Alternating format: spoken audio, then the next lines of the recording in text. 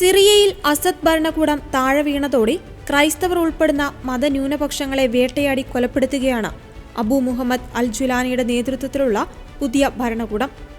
ഡിസംബറിലാണ് president Bashar al അസദിനെ സൈനിക അട്ടിമറിയിലൂടെ പുറത്താക്കിയത്. Asad അനുകൂലികളായ Alavi വിഭാഗക്കാരെയാണ് HTS എന്നറിയപ്പെടുന്ന ഹയാത്ത് തഹ്രീർ അൽ ഷാം ഭരണകൂടം കൂട്ടക്കൊല ചെയ്യുന്നത്. മുസ്ലിം മതത്തിലെ ഷിയ വിഭാഗത്തിന്റെ ഒരു ഉപവിഭാഗമാണ് അലവികൾ. അസദ് ഉൾപ്പെടെയുള്ളവർ അലവികളാണ്. HTS അധികാരം പിടിച്ചെടുത്തതോടെ അസദിന്റെ അനുയായികളായ അലവികൾ രാജ്യത്തിന്റെ ആഭ്യന്തര ശത്രുക്കളായി മാറി.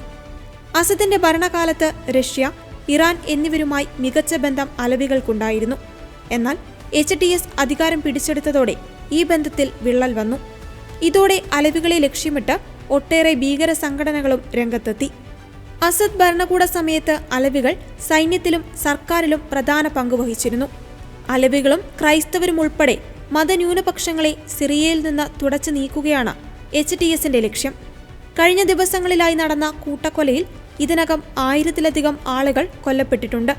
ബ്രിട്ടൻ ആസ്ഥാനമായി പ്രവർത്തിക്കുന്ന Syrian observatory for human rights ആണ് ഇത് സംബന്ധിച്ച കണക്ക് പുറത്തുവിട്ടത്. നിരവധി ക്രൈസ്തവരാണ് ഈ കൂട്ടക്കൊലയിൽ കൊല്ലപ്പെട്ടത്.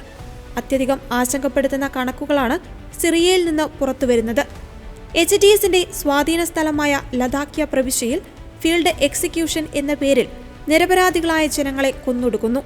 തീവ്ര സുന്നി വിഭാഗമായ HTS സാധാരണക്കാരെ തെരുവുകളിലോ വീട്ടുവാതിക്കലോ വെച്ച് വെടിവെച്ച് വീഴ്ത്തുകയും വീടുകൾ കൊള്ളയടിക്കുകയും കത്തിക്കുകയും ചെയ്യുന്നു. സാധാരണക്കാർ ഇവരെ ഭയന്ന് പലായനം ചെയ്യുന്നു. നിരവധി ആളുകളുടെ മൃതദേഹങ്ങൾ റോഡരികിൽ കൂട്ടിയിട്ടിരിക്കുന്ന രീതിയിലുള്ള ചിത്രങ്ങളും പുറത്തുവരുന്നുണ്ട്. ഈ കൂട്ടക്കൊലകളെ അപലപിച്ച് സമാദ് നേതൃത്വം രംഗത്തെത്തിയിരുന്നു.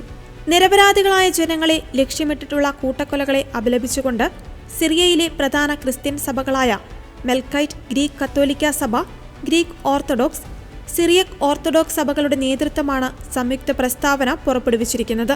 ഭരണകൂടത്തിന്റെ ക്രൂരമായ പ്രവൃത്തികൾ അവസാനിപ്പിക്കണമെന്നും സഭാ നേതൃത്വം ആവശ്യപ്പെട്ടു.